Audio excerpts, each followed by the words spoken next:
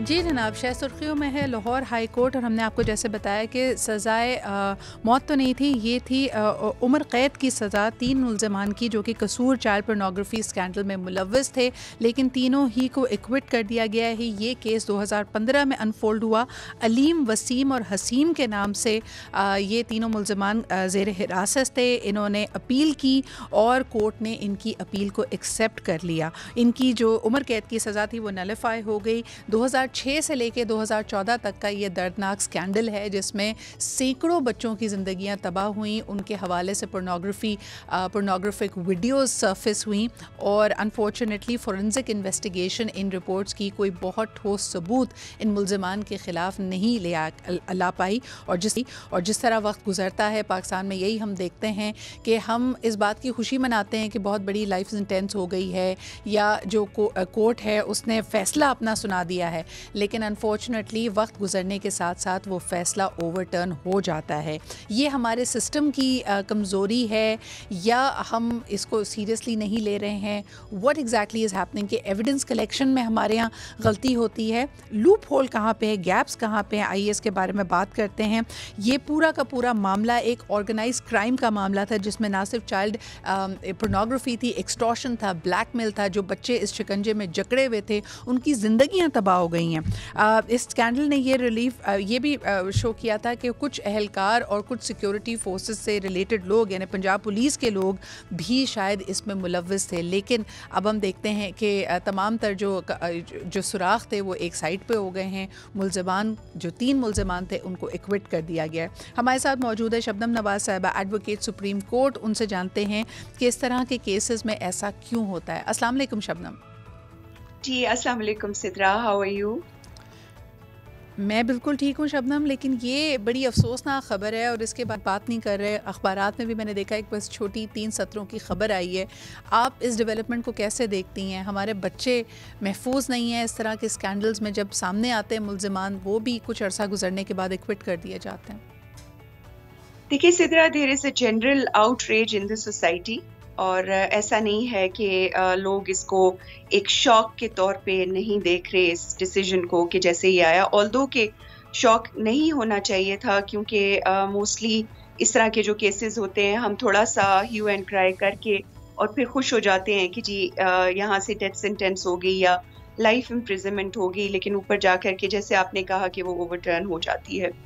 Now that being said، اس میں تھوڑی سی چیزیں سمجھنے کی ضرورت ہے کہ یہ جو سائنٹیفک مطلب ہماری فورینزک ایویڈنس ہے، سائنٹیفک ایویڈنس ہے، اٹس اے لٹل نیو، جو انٹروڈیوس کی گئی ایک نئے سیکشن کے تحت قانون شہادت میں اس کی اجازت دی گئی کہ یہ مطلب آپ کسی بھی قسم کی ڈیجیٹل ایویڈنس جو ہے وہ از ایڈمیسیبل ان دا کورٹ۔ اب صورتحال یہ ہے کہ آپ دیکھیے کہ اس کے لیے پیرامیٹرز کتنے سخت طے کر دیے گئے ہیں۔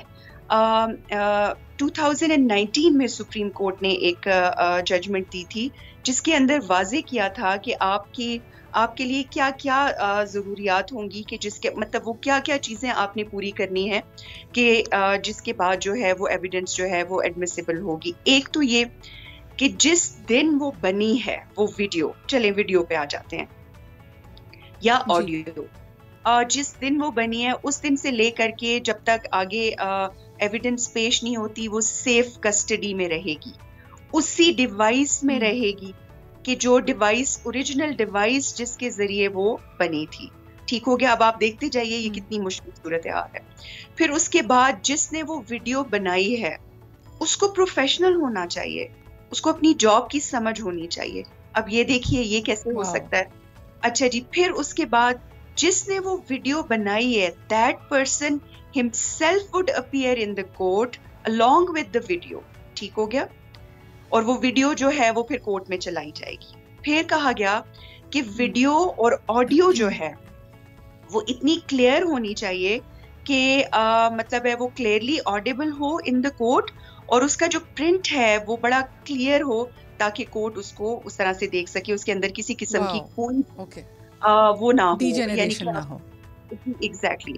پھر ان آرڈر ٹو اسٹیبلش کہ یہ وہی ویڈیو ہے، یہ چیز بیونڈ ریزنیبل ڈاؤٹ آپ کو اسٹیبلش کرنی پڑے گی کہ this video has not been tampered with or doctored with. ٹھیک ہے, اب یہ ساری چیزیں جب ہم ذہن میں رکھتے ہیں تو آپ بتائیے کہ قصور والا انسیڈنٹ ہے, اس میں تو ویڈیوز جو تھیں وائرل کی گئی I would want to go beyond that. مجھے یہ بتائیے شبنم کہ اس طرح تو یہ ڈیجیٹل ایویڈنس میں سے کوئی بھی ایویڈنس یعنی جو کورٹ کے سامنے آئے گا 99% ان شرائط کو پورا نہیں کر پائیں گے, تو پھر تو ہم نہ ہی سمجھیں نا, یعنی دیٹ مینس کہ the court is not accepting these digital evidences. اصل میں بات یہ ہے کہ نئی اس کو ڈیوائسز کو نئی ایویڈنس یہ جو ڈیجیٹل ہے, سائنٹیفک ہے, آپ کی فورینزک ہے, اس کو قانون شہادت تو ہر طریقے سے ایڈمٹ کرتا ہے, لیکن جب ججمنٹس آتی ہیں اور دی ایپکس کورٹ کی ججمنٹس آتی ہیں تو جو لوور کورٹس ہیں وہ جو ہیں وہ اس پہ ظاہر باندھ دی جاتی ہیں کہ آپ نے یہ والے پیرامیٹرز جو ہیں وہ پہلے پورے کرنے ہیں. ٹھیک ہے شبنم, ایک اور چیز میرے ویورز کی نالج کے لیے بتائیے, تو پھر اس کا مطلب ہے کہ سی سی ٹی وی فوٹیج بھی ایڈمیسیبل نہیں ہوگی ایز ڈیجیٹل ایویڈنس, کیونکہ اس میں بھی یہ شرائط پوری نہیں ہوتی. اوریجنل ہو سکتا ہے آپ کے پاس ڈیوائس موجود نہ ہو, ٹیمپرڈ ہوں, کچھ خاص وقت کی ویڈیو کو صرف لیک کیا گیا ہو باقی نہ ہو, تو پھر C C T V footage will not be admissible as evidence. C C T V footage most certainly admissible ہے ان ایویڈنس, لیکن اس کے ساتھ بھی صورتحال یہ ہے کہ اس کا بھی یہی سارا کچھ کہ اس کی جو اوریجنل ڈیوائس ہے اس کو آپ نے قبضے میں لینا ہے, کس نے قبضے میں لیا, کس کی پریزنس میں لیا, اور اس کے اندر کیا جو لوگ ہیں کیا ان کو جس نے قبضے میں وہ ویڈیو لی یا وہ فوٹیج لی تو کیا ان لوگوں کو وہ آئیڈینٹیفائی کر سک رہا ہے یا نہیں, یا اس کے اندر جو آوازیں آ رہی ہیں جن لوگوں کی, اگر اس کو آوازیں سنائی جائیں گی تو کیا وہ بتا سکتا ہے کہ یہ کس آدمی کی آواز ہے یا یہ کس آدمی کی آواز ہے. جسٹ امیجن کہ یہ اتنا اسٹرکٹ کرائیٹیریا سیٹ کر دیا گیا ہے بائی دی ایپکس کورٹ کہ جس کے بعد باقی سارے کے سارے آپ سمجھ لیں کہ دیٹس ہاؤ دے آر ایکویٹڈ.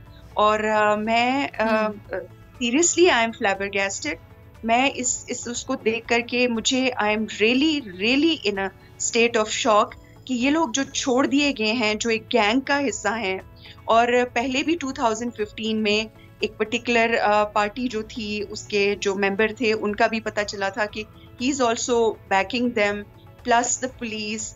تو پھر آپ سوچیں کہ یہ واپس آ کر کے مور ایگریسولی اور کیا کیا نہیں کریں گے, اور جن پیرنٹس کے بچے راؤنڈ اباؤٹ 300 بچے جن کی عمریں 14 ایئرس سے کم تھیں اور ان کی ویڈیوز وائرل کر دی گئیں, مجھے بتائیے کہ یا تو وہ کیا کریں گے, وہ قانون کو اپنے ہاتھ میں لیں گے نہیں. اور سب سے بڑی بات یہ شبنم, یہاں پہ ان لوگوں کا یہ دس از their background, this is what they have done, اور پھر اس کے بعد ان کا معاشرے میں کھلا گھومنا ایک اور بڑی مصیبت کو دعوت دینا ہے, بیکاز ہمارے پاس کیا ایویڈنس ہے کہ they have been reformed, they have become better people. لیکن دوسرے کیس کی طرف آنا چاہوں گی.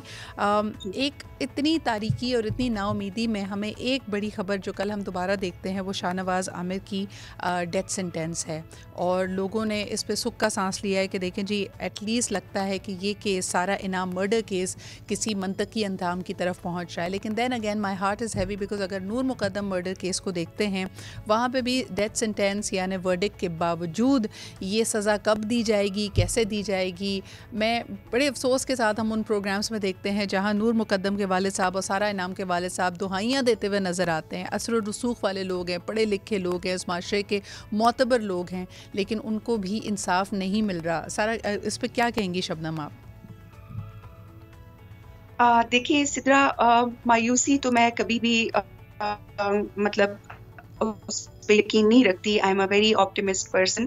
لیکن جب آپ اپنے ارد گرد اس طرح کی بہت ساری چیزیں ہوتے ہوئے دیکھتے ہیں, جیسے آپ نے کہا کہ ڈیتھ سینٹینس ہو گئی ہے سدرا, میں نے ایک کیس, ایک مرڈر ٹرائل پورا انویسٹیگیشن سے لے کر کے اینڈ تک اس کو مطلب ہے جب تک اس کو کیپٹل پنشمنٹ نہیں مل گئی, وجیہ فاروق قتل کیس جو اگر آپ نے سنا ہوگا, اس میں یہ تھا کہ ٹرائل کورٹ سے اس کو ڈیتھ سینٹینس ہوگی, لیکن ہائی کورٹ میں appeal against conviction is still pending. And despite the fact کہ اس میں ایف بی آئی انوالو تھی, کیونکہ وہ امریکن نیشنل تھی, ایف بی آئی نے ہر قسم کی जो एविडेंस है वो उसी तरह से सेफ कस्टडी में रखते हुए उसके मोबाइल फोन्स एवरीथिंग जो है वो ला करके कोर्ट में पेश की। लेकिन अब हाई कोर्ट में जो है जो हमसे क्वेश्चंस किए गए उन क्वेश्चन से समझ में आ रही थी कि दे आर मूविंग टूवर्ड्स इंशाल्लाह ऐसा नहीं होगा, लेकिन वो क्वेश्चंस काफ़ी अलार्मिंग थे हमारे लिए। तो ये चीज़ है कि चूंकि आपकी पुलिस ट्रेंड नहीं है, वो एविडेंस को प्रॉपरली जैसे कि कलेक्ट करना चाहिए, जो प्रोसीजर है ना उसको समझते हैं ना वो ट्रेंड है। वो जैसे कैसे आए एक लोअर लेवल का एक पुलिस वाला आप भेज देते हैं, उसका जो दिल करता है वो जिस तरीके से करके उसको, जैसे नूर मुकद्दम में आप सोच सकती हैं कि कपड़े कहा गया कि अच्छा जी उसको कत्ल किया है तो उसके कपड़ों पे ब्लड ही नहीं था, कपड़े चेंज कर दिए गए। मतलब वो सेफ कस्टडी जो एक होनी चाहिए, सारी की सारी एविडेंस जो कलेक्ट होती है वो सेफ कस्टडी पुलिस ही नहीं करती। तो आगे केस जो है मोस्ट सर्टेनली। आप कितनी पुरुमीद हैं शबनम? आखिरी सवाल करना चाहूँगी, आप कितनी पुरुमीद हैं कि ये एटलीस्ट शाहनवाज आमिर साहब को जो सज़ा दी गई है ये एग्जीक्यूट होगी? मैं ऑप्टिमिस्ट हूँ और मैं समझती हूँ कि मुझे पूरी उम्मीद है कि उम्मीद रखनी बहुत ज़रूरी है, क्योंकि आज भी मुझे क्रिमिनल जस्टिस सिस्टम के ऊपर ट्रस्ट है। कहीं ना कहीं अगर लेक्यूनास हैं तो मैं समझती हूँ कि टेक्निकलिटीज़ को इतना रास्ते में नहीं लाने देना चाहिए, क्योंकि इस तरह के लोगों को अगर अदालतों ने एग्जीक्यूट उनकी सेंटेंसेस को ना किया तो मैं समझती हूँ कि वो जो ट्रस्ट है एक अदालतों पे जो ऑलरेडी एक इन अ स्टेट ऑफ लिम्बो में आया हुआ है, वो ट्रस्ट ख़त्म हो जाएगा। बिल्कुल, बहुत बहुत शुक्रिया। एडवोकेट शबनम नवाज़ हमारे साथ मौजूद थी। और it is very very important कि ये जो सेंटेंसेस कोर्ट्स की तरफ से आते हैं इसमें इतने लोगों की मेहनत होती है। यकीनन जो मुद्दई है वो भी इंसाफ का मतलाशी है, लेकिन वकला हैं, तमाम लोग जो चाहते हैं कि in open and shut cases में जो सज़ाएँ सुनाई जाएँ वो एग्जीक्यूट भी हों, वो मुंतज़िर हैं कि इंसाफ हो। बिकॉज एज़ वी से justice delayed is justice denied and injustice anywhere is injustice every, यानी एक रास्ता खुल जाता है ना इंसाफ़ी का अगर आप चीज़ों को उनके पैराहे में सही तौर पे ना देखें।